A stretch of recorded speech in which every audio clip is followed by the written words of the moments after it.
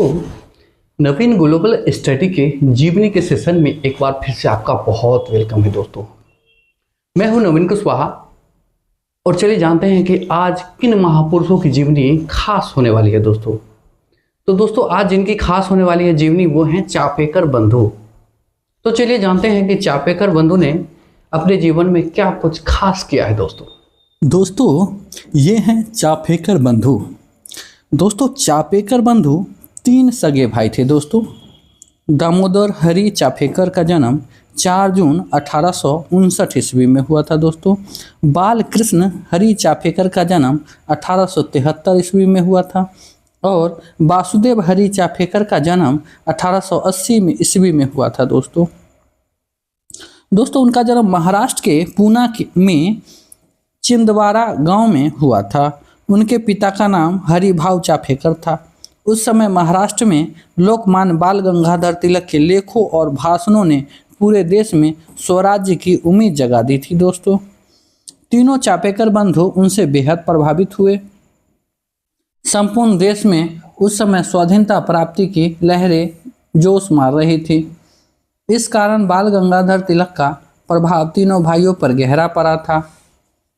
पूना में प्लेग। दोस्तों पूना में सन 1897 में प्लेग का प्रकोप हुआ। लोग चूहों से संक्रमित होने वाली इस बीमारी में बुरी तरह मरने लगे। प्लेग संक्रामक रोग है। इसके कीटाणु शीघ्रता से फैलते हैं। यही कारण था कि हुकूमत ने प्लेग की रोकथाम के लिए ठोस उपाय किए। रोगियों को घर में न रखकर इलाज हेतु अस्पताल में भेजने के लिए विवश किया।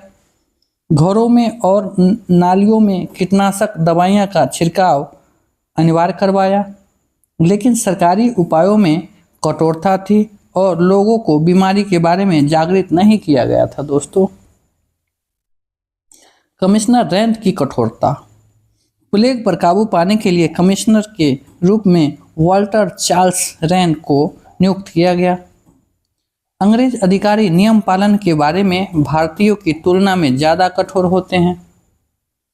चार्ल्स रैंड नियम पालन में कुछ ज़्यादा ही कठोर था। खुद को शासक और हिंदुस्तानियों को गुलाम समझने की भावना ने उसके संवेदना को समाप्त कर दिया था। उसके सिपाही बीमारों को तलाशने के नाम पर प्रत्येक घर में घुस जाते थे।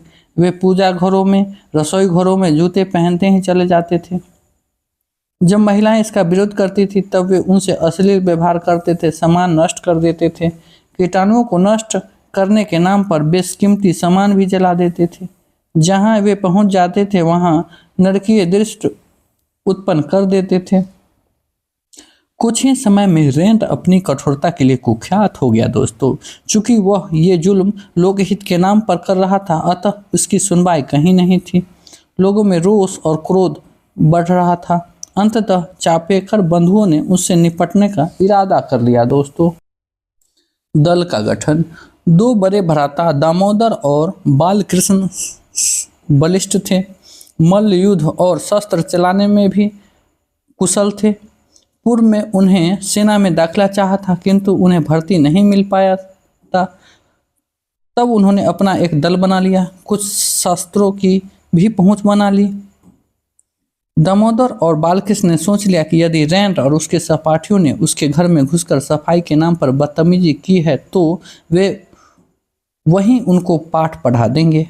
दोनों भाई इसके नियमित तत्पर थे, किंतु हुआ यूं कि जब रैंड के सिपाही उनके घर में घुसे तब आंगन में बंधी भैंस बिदक गई और उनसे एक सिपाही को सींग से उठाकर फेंक दिया। दोस्तों इससे सारे सिपाही डर गए और बिना कोई उत्पात मचाए शीघ्रता से खाना पूर्ति करके लौट गए।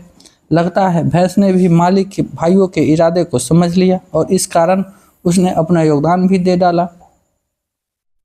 लेकिन घरों में रैंड के गोरे सैनिकों का हंगामा चलता रहा। दोस्तों लोगों में रोष व्याप्त हो रहा था। 22 जून 1897 को इंग्लैंड की रानी विक्टोरिया के राज्याभिषेक की हीरक जयंती के समारोह का आयोजन किया जाना था। दामोदर व बालकृष्ण ने योजना बनाई कि उस दिन रैंड सतर्क नहीं होगा। अवसर पाकर तभी उसे यमलोक पहुंचा दिया जाए। अपनी योजना पर उन्होंने महादेव रानाडे को भी शामिल कर लिया। खास सावधानी यह बरतनी थी कि गोली सिर्फ चार्ल्स रैंड पर ही दागी जाए, इसके अलावा किसी को क्षति न पहुंचे। इसके लिए कई मर्तबा देखकर चार्ल्स रैंड को पहचानने का अभ्यास भी किया गया। शिकार की घात दोस्तों, उन क्रांतिकारियों ने चार्ल्स रैंड के आवास पर 22 जून को टोह ली, किंतु वह वहां मौजूद नहीं था। तब वे सेंट मेरी चर्च गया हुआ था। वहां चार्ल्स रैंड था, किंतु भीड़ ऐसी थी कि गोली चलाने पर दूसरे लोग भी घायल हो जाते, अतः वहां कुछ नहीं किया गया। तब यह विचार किया गया कि सांझ के वक्त लेफ्टिनेंट हाउस में जो बड़ा समारोह होगा उसमें चार्ल्स रैंड जरूर मौजूद होगा दोस्तों, वहीं पर योजना को अंजाम दिया जाए। दोस्तों, शाम ढलने से पूर्व ही तीनों युवा गवर्नमेंट हाउस पहुंच गए और चार्ल्स रैंड के आने का इंतजार करने लगे। 7:30 बजे चार्ल्स रैंड की बग्घी वहां पहुंची। तीनों युवकों ने निशाना साधा, किंतु इर्द गिर्द कई बग्घियां होने के कारण उन्होंने गोली चलाने का मौका नहीं मिला। इस कारण यह अवसर भी निरर्थक साबित हुआ दोस्तों, लंबा इंतजार। तब वे धौर से उसे वापस लौटने का इंतजार करने लगे। दोस्तों, वक्त उन्हें रेंगता हुआ प्रतीत हुआ। लगता था कि वह विशाल समारोह कभी खत्म ही न होगा। 9 बजे, फिर 10 बज गए, फिर 11 बज गए, अंततः 12 बजे के पश्चात समारोह संपन्न हुआ और एक एक करके अधिकारियों की बग्घियां बाहर निकलने लगी। दोस्तों, कार्रवाई करने का सही अवसर आ पहुंचा। तीनों क्रांतिकारी सतर्क थे, गवर्नमेंट हाउस के मुख्य द्वार के पास मौजूद थे। बालकृष्ण उनसे थोड़ी दूर पर आगे थे और उनसे 50 कदम आगे महादेव रानाडे मौजूद था। दामोदर ने रैंड की बग्घी को सीना सख्त कर लिया। उसके पीछे पीछे अन्य बग्घी भी आ रही थी, जिसमें एक दूसरा गोरा अधिकारी आयरिस्ट बैठा था। दामोदर ने सोचा कि इसी रेलमपेल में गोली न चलाकर बग्घी को कुछ वीरान स्थान पर पहुंचने दिया जाए, अतः उन्होंने बग्घी के साथ दौड़ना आरंभ कर दिया। थोड़ी दूर जाने पर बालकृष्ण ने चार्ल्स रैंड की बग्घी का सीना सख्त किया और संकेत दिया, नड़िया नड़िया। उसे सुनते ही दामोदर लपक कर चार्ल्स रैंड की बग्घी के पायदान पर चढ़ गए। बाएं हाथ से उन्होंने पर्दा हटाया और एकदम करीब से चार्ल्स रैंड पर गोली दाग दी। गोली लगते ही रैंड आगे की तरफ झुक गया। दामोदर चाफेकर बग्घी से उतरकर दौड़े। निश्चय ही इस कार्य को बड़ी सफाई से अंजाम दिया गया था। एक और अन्य अधिकारी का कत्ल दोस्तों, रैंड की बग्घी के पीछे थोड़ी ही दूर पर मिस्टर आयरिस्ट की बग्घी भी आ रही थी। आयरिस्ट शराब की मदहोशी में था, किंतु मिसेज आयरिस्ट ने अपने पति को बताया कि उसने एक शख्स को मिस्टर रैंड की बग्घी के पायदान से उतरकर भागते देखा है। लेकिन आयरिस्ट उसकी बात पर गौर करता, इससे पूर्व ही एक युवक ने उसकी चलती बग्घी के पायदान पर चढ़कर पर्दा उठाया और आयरिस्ट पर गोली दाग दी। आयरिस्ट भी मौके पर मारा गया। यह हमलावर बालकृष्ण चापेकर थे। गोली दागकर वह भी बग्घी से उतरकर दौड़कर भाग गए। दोनों अधिकारी मारे गए। दोनों क्रांतिकारी बचकर भाग गए। गोलियों की धमाके सुनकर कोचवानों ने बग्घियां रोकी। भीतर का दृश्य देखकर खौफतारी हो गया। लाशों को उसके आवास पर ले जाया गया दोस्तों। प्रातः होते होते खबर संपूर्ण शहर में फैल गया। जनता में खुशी और संतोष की लहर फैल गई, किंतु गोरे शासक तिलमिला उठे। हत्यारों की जोर शोर से तलाश होने लगी। वे हत्यारों को किसी भी कीमत पर गिरफ्तार करने को मरे जा रहे थे। दोस्तों, उसके बाद होता है इनाम की घोषणा। खुफिया विभाग के अधीक्षक मिस्टर ब्रुनोई बेहद चालाक और दक्षशख्स था। इस 2 हत्याओं की पड़ताल का कार्य उसे सुपुर्द कर दिया गया था। 2 माह तक लाख सिर पटकने पर भी उसे कोई कामयाबी नहीं मिली। तब उसने रैंड और आयरिस्ट के कातिलों को पकड़वाने वाले शख्स को 20,000 रुपये इनाम देने की घोषणा अखबारों में दी। अंततः 2 भाई गणेश शंकर दरवीर और रामचंद्र दरवीर इस लालच में फंस गए। उन्होंने मिस्टर ब्रुनोई को बताया कि यह काम दामोदर चाफेकर और बालकृष्ण चाफेकर का प्रतीत होता है। इस सुराग पर दामोदर को पकड़ लिया गया। बालकृष्ण भूमिगत होने में सफल रहे दोस्तों, किंतु लालच के कारण दरबीर भाइयों ने जो अपराध किया था वह निश्चय ही माफी योग्य नहीं था। माफी की सजा। दामोदर चाफेकर पर रैंड की हत्या का अभियोग चला। उन दिनों जूरी प्रथा थी। सभी गवाहियां और आरोप सुनने के बाद जूरी की राय यह थी कि यह साबित नहीं होता है कि यह कत्ल दामोदर चाफेकर ने किया है। महज इतना ही होता कि वह कत्ल के वक्त घटना पर मौजूद था, घटनास्थल पे। माननीय न्यायाधीश ने इसी आधार पर दामोदर चाफेकर को फांसी की सजा सुना दी। 18 अप्रैल 1898 को दामोदर हरि चाफेकर को फांसी पर चढ़ा दिया गया दोस्तों। इस प्रकार दामोदर हरि चाफेकर ने अपनी शहादत से स्वाधीनता संग्राम को बुलंद करने का कार्य किया था दोस्तों। अब आता है बदले की आग। बालकृष्ण भूमिगत ही रहे। बड़े भाई की फांसी की खबर सुनकर बेहद व्यथित थे। एक और परेशानी थी कि उसका ठौर ठिकाना जानने के लिए पुलिस उसके परिजनों को बहुत तंग कर रही थी। अतः उसे बचने के लिए उन्होंने पुलिस के समक्ष आत्मसमर्पण कर दिया। उस पर भी मुकदमा चला और उन्हें फांसी की सजा सुना दी गई। तीसरे और सबसे छोटे भाई वासुदेव ने भी आत्मोत्सर्ग का इरादा किया।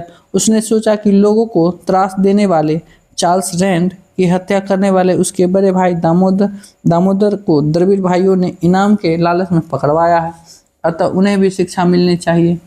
महादेव रानाडे, जो कि मिस्टर रैंड की हत्या के मुहिम में शामिल थे, उसका साथ देने को तत्पर हो गए। महंगा पड़ा दोस्तों इनाम का लालच। दोनों मित्रों ने समीज व सलवार धारण करके हुलिया तब्दील किया। वह रात्रि के वक्त द्रविड़ भाइयों के घर जाकर बाहर से ही खबर दी कि उन्हें ब्रनोई साहब ने तत्काल थाने पर बुलाया है। गणेश द्रविड़ ने जवाब में कहा, तुम लोग चलो, हम अभी वहां पहुंचते हैं। दोस्तों जवाब सुनकर दोनों मित्र उल्टे पांव वापस आ गए, किंतु कुछ ही दूरी पर जाकर गली के मुहाने पर छिपकर खड़े हो गए। उन्हें मालूम था कि इतनी जरूरी संदेश की द्रविड़ भाई अनदेखी नहीं कर सकते हैं। वे जरूर थाने जाएंगे, किंतु विलम्ब उनकी सोच से ज़्यादा हुआ। उन्होंने इंतजार किया। अंततः द्रविड़ बंधु घर से बाहर निकले। वे लापरवाह थे। जैसे ही वे करीब पहुंचे, तत्काल ही वासुदेव चाफेकर और महादेव रानाडे ने एकदम करीब से उन पर पिस्तौल से गोली चलाई। ऐसे में निशाना चूकने का सवाल ही नहीं था। दोनों द्रविड़ बंधु वहीं गिर गए। गणेश वहीं मारा गया। रामचंद्र की मौत अस्पताल में हुई। उन्होंने यह कतई नहीं सोचा होगा कि दामोदर को पकड़वाने के लिए उनके द्वारा की गई मुखबिरी के इल्जाम में उन्हें मौत के घाट उतार दिया जाएगा दोस्तों। लेकिन गद्दारी व लालची लोगों के लिए द्रविड़ भाइयों की हत्या एक सबक की भांति थी। वासुदेव चाफेकर व महादेव रानाडे कत्ल के पश्चात पकड़े गए व उन पर हत्या का मुकदमा चला। दोनों को फांसी की सजा हुई दोस्तों। वासुदेव को 8 मई, महादेव रानाडे को 10 मई और बालकृष्ण को 12 मई को फांसी पर चढ़ा दिया गया दोस्तों। तीनों भाइयों की शहादत का यह अनुपम उदाहरण था दोस्तों विवेकानंद की शिष्या बहन निवेदिता ने जब यह सुना कि पूना में एक माँ के तीनों बेटे भारत की मान की रक्षार्थ फांसी पर झूल गए हैं, तब वह उस माँ के प्रति गहरी हमदर्दी से भर उठी। माँ को धैर्य देने वह पूना पहुंची। वह सोच रही थी कि माँ गहरे सदमे में डूबी होगी। इस कारण वह उन शब्दों का चुनाव कर रही थी जिसके द्वारा वह उस दुखी माँ को हौसला दे सके। माँ के साथ उनका जब साक्षात्कार हुआ तो सांत्वना के शब्द चयन की उनकी प्राथमिक कवायद निरर्थक साबित हुई दोस्तों, क्योंकि बलिदानी बेटों की माँ के मुख पर लेस मात्र भी दुख नहीं था। उसकी माँ का मुखमंडल गर्व और अभिमान से दमक रहा था। उसके बेटों ने पूरे नगर को खौफ से मुक्ति दिलाने हेतु जो बलिदान दिया था, उसकी माँ गर्व से व्याप्त थी। तो दोस्तों ये थे चाफेकर बंधु। इनकी जीवन परिचय आपको कैसा लगा वो आप कमेंट में ज़रूर बताएं, और चैनल को अगर हो सके तो शेयर थोड़ा बहुत कर सकते हैं दोस्तों, आपकी मेहरबानी होगी। तब तक के लिए आप बहुत अपना ख्याल रखें। धन्यवाद।